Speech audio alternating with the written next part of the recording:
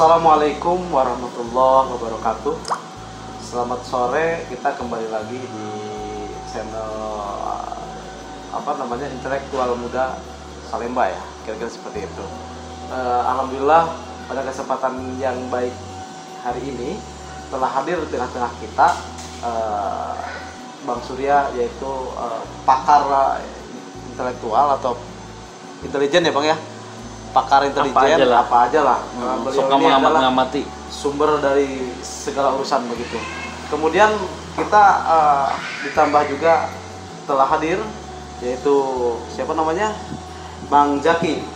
Ini beliau ini sebagai hari ini sebagai ketua atau pelaksana atau pendiri dari channel ini ya, yaitu Forum Intelektual Muda begitu. Oke, untuk mempersingkat waktu aja, diskusi pada sore hari ini kita buka, langsung saja kita tanyakan kepada narasumber kita yang paling keren ini serta kaya dengan keilmuan.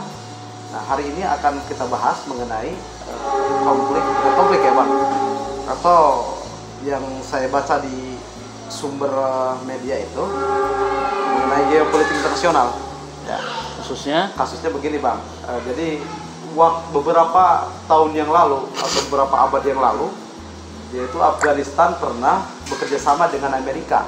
Nah, kemudian beberapa abad, cuma sekitar 30 tahun yang lalu. Ya, sekitar 30 tahun yang lalu. Nah, kemudian dengan dinamika hari ini, Amerika undur diri dari Pakistan, atau memang Pakistan itu sendiri sudah tidak sinkron lagi, sinergi lagi dengan Amerika, karena Amerika angkat kaki gitu Bang. Nah, untuk lebih lengkapnya saya akan sampaikan kepada Bang Surya, silakan Bang. Makasih jangan.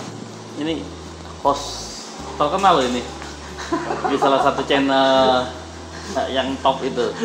Sekarang dia gabung sama Intelektual Muda dari Borneo, Bung Zaki. Situasinya begini, yang akhir-akhir ini adalah Amerika itu cabut dari Afghanistan Pak, ya. Bukan dari Pakistan, dari Afghanistan. Setelah 20 tahun staying di situ di Afghanistan. Kenapa dia masuk Afghanistan? Karena setelah pemboman dua menara Kombal WTC itu di Amerika itu, mereka melakukan deklarasi war on terror, perang terhadap terorisme. Nah, diselidiki itu ada Osama bin Laden dan lain-lain, itu dia sembunyi di situ, bekerja sama dengan Taliban di Afghanistan. Serbu mereka Afghanistan masuk untuk menyingkirkan pemerintahan Taliban itu, sekaligus menghabisi Al-Qaeda lah di sana. 20 tahun mereka stay di situ. Nah, situasinya hari ini Talibannya masih ada, Amerikanya cabut. Nah, apa yang akan terjadi di sini gitu loh? Yang akan terjadi ke depan di sini. Itu. Nah, sebelumnya sebenarnya Amerika juga dengan Taliban dan kawan-kawan ini, waktu dulu namanya tergabung dalam Mujahidin, itu mereka yang sampai anjingan sebut tadi, mereka pernah bekerja sama untuk melawan Uni Soviet. Uni Soviet masuk ke Afghanistan itu tahun 80-an. Nah, itu dilawan dengan milisi-milisi Islam ini untuk melawan Uni Soviet. Dilatih dulu di Pakistan, antara kerja sama dengan intelijen Pakistan juga, dengan beberapa kontrak di seluruh dunia, mungkin juga Indonesia terlibat. Dimasukkan ke Afghanistan. Nah, ini ada terjadi kerjasama di sini. Habis setelah si Uni Sovietnya keluar, kalah. Nah, ini rebutan nih siapa yang megang. Nah, disitulah berdiri macam-macam paksi. Ada paksinya Hekmatyar itu, ada paksinya Taliban ini. Taliban ini nggak puas. Kenapa setelah Uni Soviet keluar, mereka yang mimpin tuh orang-orang kriminal menurut mereka, orang-orang, dan mereka menganggap bahwa syariat Islam kenapa nggak bisa ditegakkan di Afghanistan setelah Uni Soviet keluar. Oleh sebab itu dia si Mullah Umar itu deklarasi di Kandahar dengan 50 orang muridnya, kemudian membesar mendirikan gerakan itu, negara Afghanistan, Emirat Afghanistan itu, si Taliban ini didukung juga oleh intelijennya Pakistan, ISI, Inter Services Intelligence. Itu siapa bang namanya, tokoh Taliban yang pertama kali itu? Mullah Umar namanya. Mullah Umar. Itu sebagai penggagas ya bang ya? Penggagas. Nah nanti Osama juga masuk situ kerjasama. Berarti Osama ini pendatang baru bang di Taliban ini atau memang di kader? Ini orang Arab Saudi. Oh, orang Arab. Jadi bukan Pakistan asli gitu? Bukan, orang Arab Saudi yang diberi kasih proyek oleh Amerika. Banyak duit, banyak bikin milisi sana di Amerika. Dia di Afghanistan. Afghanistan untuk mujahidin tadi. Gitu loh, ada. Dia kan keluarga pebisnis sebenarnya si Osama ini. Pengusaha sukses di daerah Afghanistan itu. Terus bang, relasi mengenai pemboman yang di WTC itu bagaimana bang? Jadi ini kan banyak versi bang. Osama bin Laden, apakah memang itu berperan atau tidak berperan? Sehingga Amerika itu mengklaim bahwa Osama bin Laden itu fake meninggal. Kalau itu sih kita ikut meyakini itu benar. Tapi Amerika kan benar, mereka melakukan, karena pasca Uni Soviet keluar itu mereka di tenda-tenda, di kemah-kemah, di base camp di Pakistan dan Afghanistan tuh berunding. Kalau Uni Soviet bubar, musuh kita Amerika nanti yang kerja sama kita sekarang. Udah bercita-cita juga dia di sana. Punya keinginan besar di situ. Hari ini kawan, besok musuh. Nah, bahwa mereka yang melakukan, iya mereka yang melakukan, itu Al-Qaeda yang melakukan. Tapi Amerika ini kan persoalan yang mau kita diskusikan hari ini adalah Amerika nggak tuntas, dia ninggalin pergi. Oh, jadi awalnya dia merawat, tapi pada kemudian dia cabut tanpa tanggung jawab gitu bang ya? Ya tanggung jawabnya kata dia sudah membentuk tentara Afghanistan di sana. Ya pak. Nah sekarang gini, Afghanistan ini sekarang bakal jadi apa? Itu yang mau kita prediksi dalam intelijen strategis. Betul. Nah, itu yang mau kita prediksi. Nah, kan Amerika ini sudah cabut bang. Berarti Afghanistan kalau secara teori tadi yang abang sebutkan geopolitik internasional akan dipinang oleh siapa atau memang nanti diajak berkawan dengan siapa? Ya dengan informasi yang berkembang bahwa ada hubungan yang sangat erat yaitu dengan daerah negara Cina bang. Nah, abang bisa dijelaskan nggak mengenai hal itu? Di situ ada perjanjian apa atau pengkondisian seperti apa sehingga Afghanistan ini mau bekerja sama, ya sebutlah Cina gitu bang ya? Iya, saya melihat begini ya, ada perkembangan Taliban ini kan entitasnya nggak hancur dengan 20 tahun nantinya Amerika di situ, dan dia makin pintar hari ke hari. Kelihatannya si Taliban ini sudah mempersiapkan langkah sebelum Amerika pergi. Kenapa banyak banget delegasi Taliban itu berkeliling dunia untuk memperkenalkan organisasinya ke dunia internasional. Diplomasi deh bang. Dia berdiplomasi kemana-mana. Kayaknya saya meyakini dia sudah mempersiapkan mereka akan pergi. Kita harus diakui dunia internasional. Jangan kayak dulu dia tahun 96-2001 itu ditolak oleh dunia internasional. Dia hanya diterima oleh Arab Saudi, Uni Emirat, Pakistan. 3 negara ya? Ada sekitar 5 yang saya ingat, 3 itu. Hanya 3 itu yang ngakuin. Dia mau nyari solusi supaya dia bisa diakuin orang kalau dia membentuk pemerintahan. Baru lagi setelah kepergian Amerika. Nah itu cita-citanya dia. Tapi yang terjadi di sana nanti apa yang terjadi? Nah kalau pengaruh ya, ini dugaan saya Cina akan berpengaruh di Afghanistan. Kenapa? Si Taliban minta Cina untuk bangun infrastruktur di sana, di Afghanistan. Ya. Nah, caranya gimana gitu loh? Dia bisa menggalang Afghanistan, gampang, bukan gampang. Kita lihat aja nanti perjanjiannya Afghanistan, Cina dengan Pakistan. Ya, ini dia dalam overall one Belt One Road itu, BRI itu, Belt Road Initiative itu, Cina kerjasama dengan Pakistan. Karena dia kerjasama Pakistan, dan Pakistan ini adalah orang yang paling banyak kontak dengan Taliban intelijennya, dia bisa menjinakkan, dicomblangin oleh Afghanistan, Pakistan. Pakistan. Intelijen Pakistan akan membuka kontak dengan Taliban. Nah, Cina itu punya tujuan, dia punya jalur sutra maritim yang lewat Laut Cina Selatan dan Samudra Hindia sampai ke Afrika, sama jalur sutra darat. Mereka mau bangun jalur sutra darat juga, itu namanya jalur Eurasia. Nah, itu ke mereka dari Cina ke Pakistan, Afghanistan lewat semua nanti di Asia Tengah sampai ke Uni Soviet. Di situ jalan rel kereta api.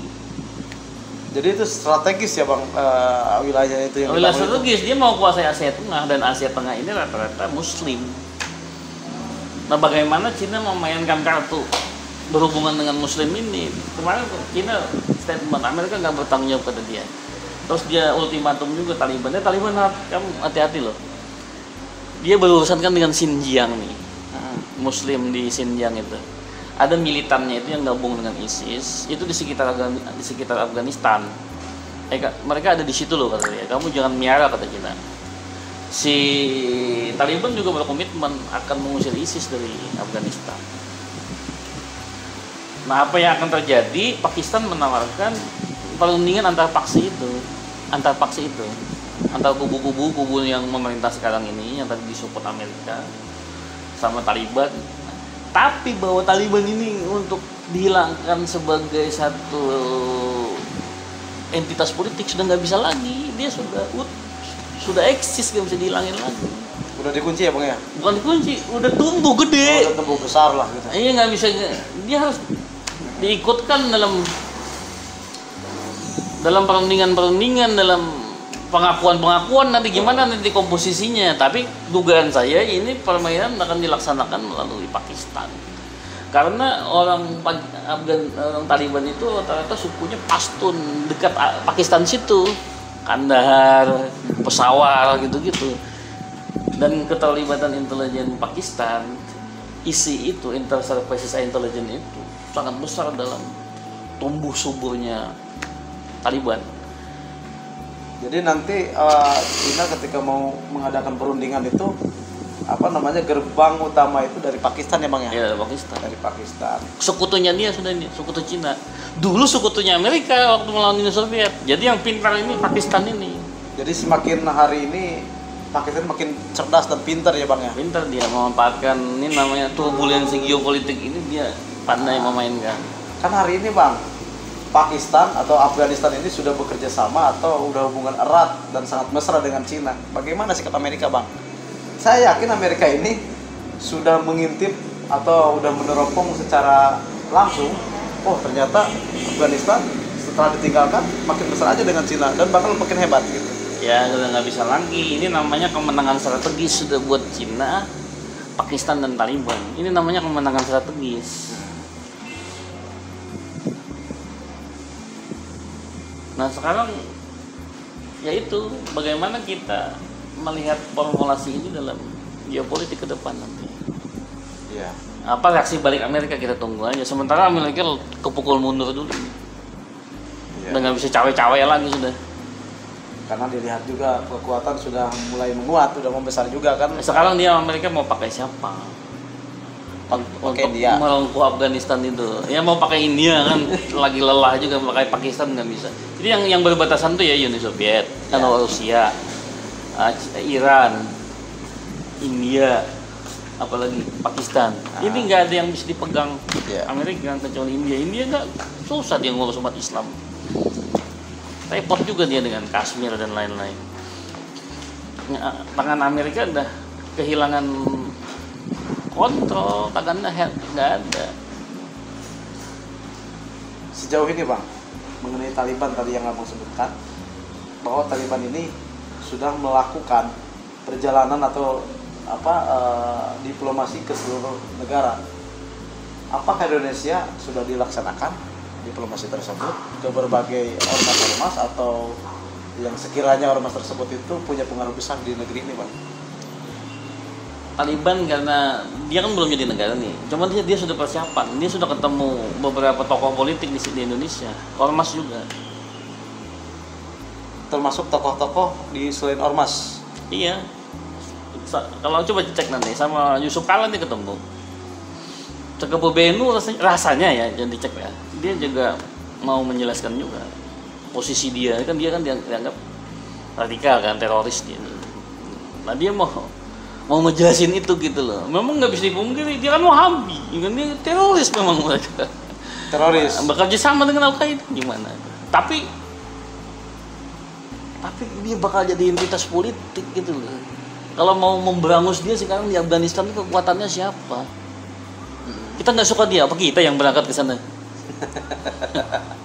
Mereka nya dicabut. Nah ini jadi problem. Menurutku dia nih nanti akan meniru langkah-langkah kayak Arab Saudi, Emirat Arab ini kayak keimerannya apa namanya ya Wahabi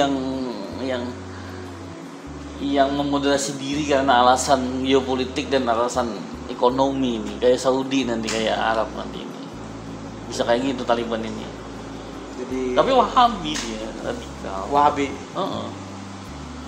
Dan Taliban ini memang sangat menarik Bang, bukan hanya sekarang yang sedang didiskusikan. Hambali ya dia tuh ya, dia ini ininya apanya mazhabnya Hambali, tapi dekat sama Wahabi. Jadi madhabnya dua madhab dong kalau begitu. Kan Hambali Wahabi. Kalau Hambali Hanafi tuh. Tapi dia kan agak mirip sama. Secara manhaj fikir, cara berpikirnya sama. Mirip kan? Mirip, ya. Benar nggak? Tapi kalau secara gerakan politik ya mirip juga. Mirip-mirip juga. Iya kan mau membentuk. Yang dukung juga Saudi Arabia dulu tahun 96 dia melakukan pemberontakan tuh, sampai 2001 dia ambil alih kekuasaan di Afgan. Itu didukung Arab Saudi. Jadi ketika nanti Bang, ini kita kembali ke laptop yang tadi di awal dijelaskan, ketika Cina sudah mesra dengan Afghanistan, nanti siapa yang akan diuntungkan dalam kerjasama ini Bang? Ya kalau kerjasama pasti bilangnya sama-sama untung. Dua-duanya sama-sama meraih keuntungan strategis. Komit berarti ya antara Cina dan Afghanistan ini. Dua-duanya untung ya. Cina bisa extend, bikin jalur sutra, pembangunan infrastruktur. Si Afghanistan, si Taliban diakui sebagai kedaulatan politiknya. Kan sama-sama untung. Pakistan juga dibangunin railway, dibangunin pelabuhan namanya. Sama Cina. Berarti nanti hasil daripada infrastruktur itu dibagi dua berarti. Ya nggak dibagi ya buat Pakistan aja. Buat Pakistan. Nah, cuman kan ada loans utangnya dibayar. Tapi Cina bisa menjual barangnya dengan leluasa. Pengaruhnya loh. Anda bantu ente kan, pengaruh Anda di ente kan gede bos. Ente juga tertolong gitu loh, makin licin gitu. Ya biasa aja kerjasama kayak gitu. Daripada kerjasama sama Zaki, ente makin sumpek gitu loh. Iya Bang. Oke Bang. Saya pengen mendengar pemantik dari tokoh intelektual muda dari Borneo. Silakan bisa dipantik bagaimana penjelasan atau sebuah pertanyaan kepada Bang Surya ini.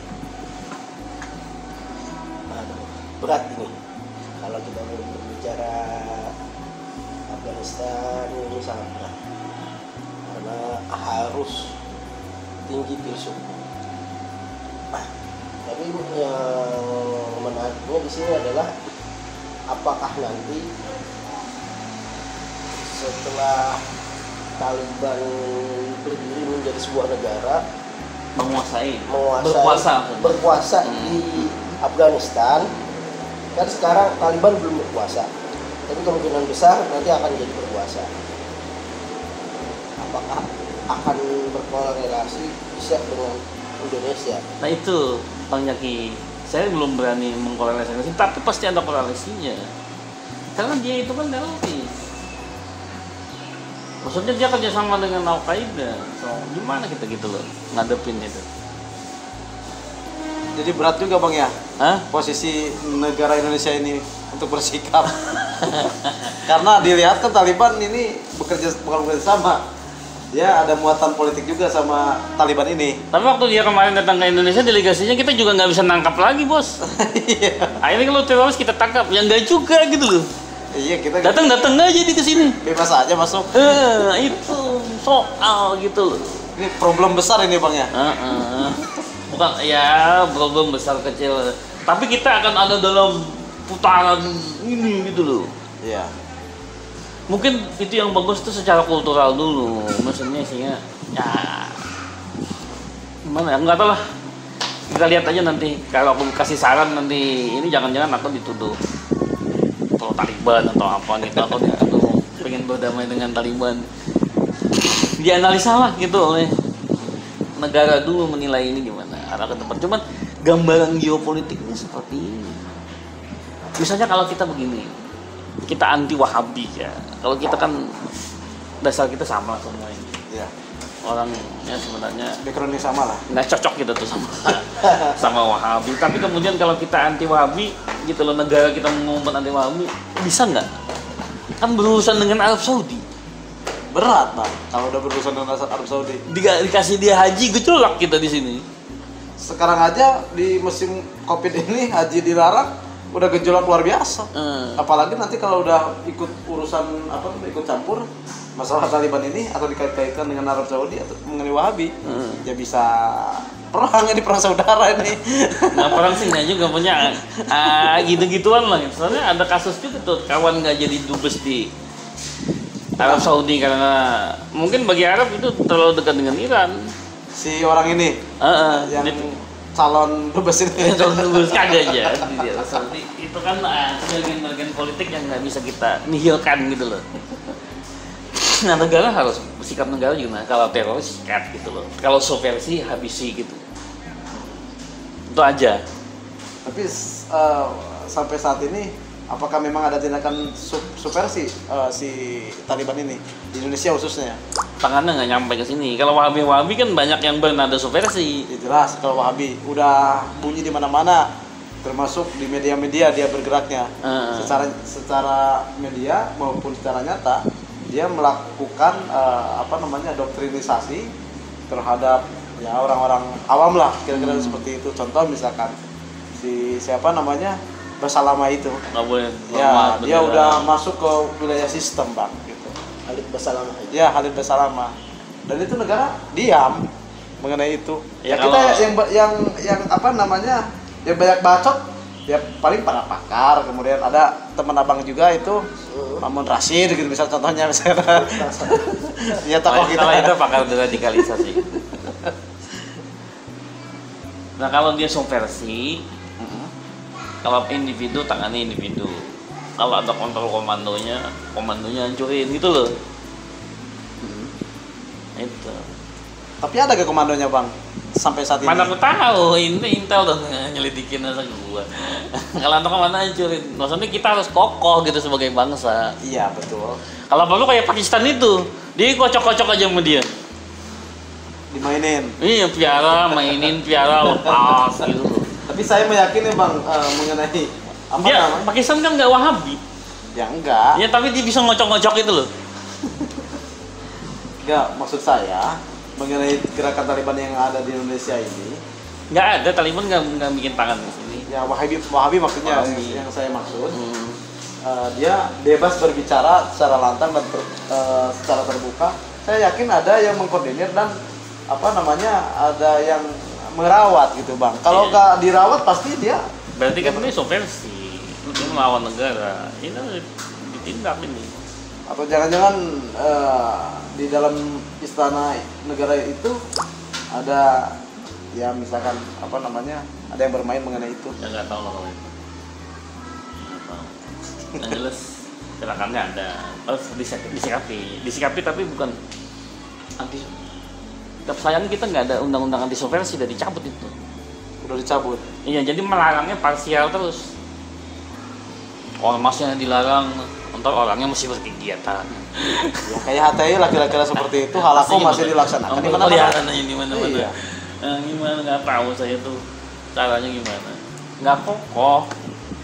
Jadi yang saya takut ini adalah bahayanya ini adalah konflik horizontal.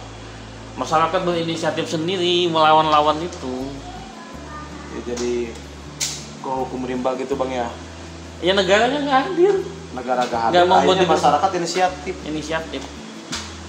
Karena inisiatif dan nyari-nyari sekutu di dalam tubuh negara.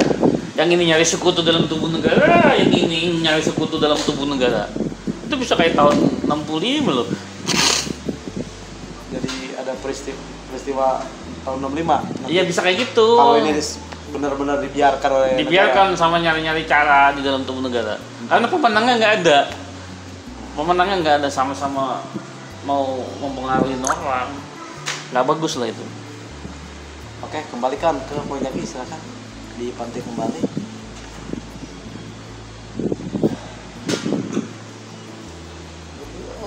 Sangat berat lah ya kalau kita masalah Afghanistan ini, apalagi kita sudah sampai ke Indonesia, sampai nantinya kata beliau juga bahwa kemungkinan besar bisa nanti sampai jadi tahun 65 lagi. Apakah di tahun 65 nanti adanya bentrokan gesekan akhirnya? Gesekan istilahnya, yang jelas gesekan para masyarakat lah yang paling utama. Iya, kalau negara tidak bisa campur tangan untuk mengatasi perbedaan ini. Harus kokoh. Sedangkan kita kan setelah amandemen undang-undang itu kan gripnya negara itu nggak bisa kan rangkul mengendalikan gitu. Kayak pasar bebas aja. Liar ya. Harus saling bawa pengaruh. Wahabi makin gencar bawa pengaruh. Kita kagak suka sama dia. Iran juga nanti nanam ngirim dari Rusia ke sini untuk melindungi orang Syiah yang diserbu Wahabi. Repot kita. Kan dia bikin ANAS misalnya, aliansi apa? Anti Syiah tuh loh. Ya, kalau itu misalnya ditemukan, misalnya itu dibiayai Saudi misalnya, terus untuk menindak-tindakin orang Syiah, nah Syiahnya juga kirim dari revolusi ke sini, ngelatih gitu Hizbullah dan kawan-kawan gini. Oh, repot juga bang. Repot kita.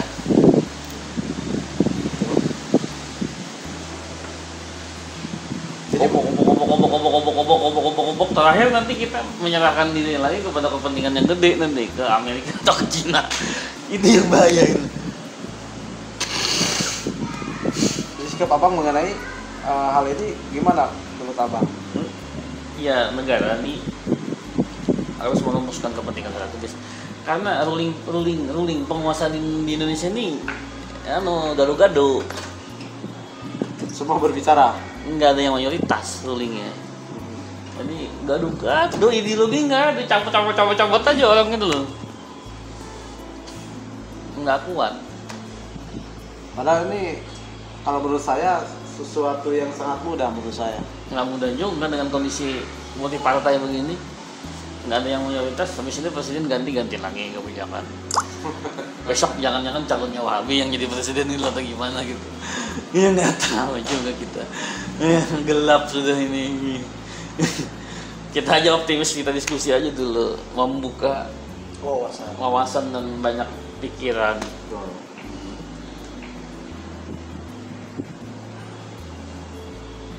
Itu.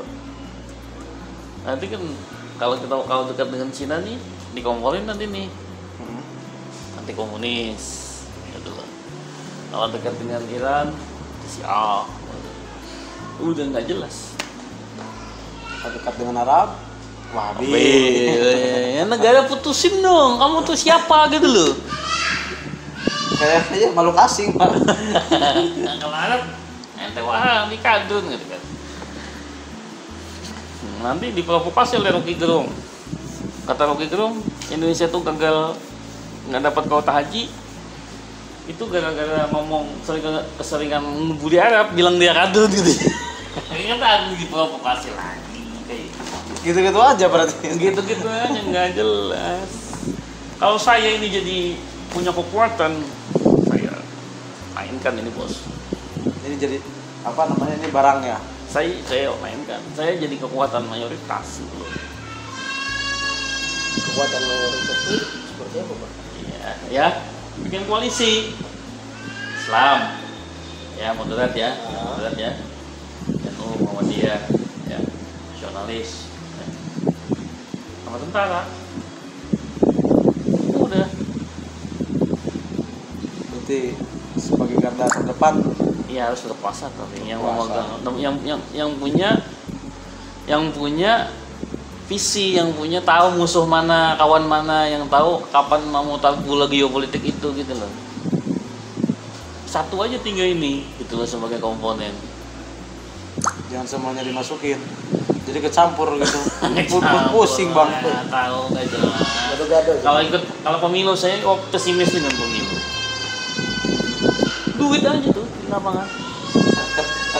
Nggak ada pemilu. Menghasilkan apa negara ini nanti ke depan? Pemilu ribut nggak jelas menurut orang. Waduh selesainya. Ya kalau saya kan saya ambil alih Pak. Udah gitu aja. Oke. Penjelasan sangat keren ya mengenai geopolitik internasional. Kita pamit undur diri. Assalamualaikum warahmatullahi wabarakatuh.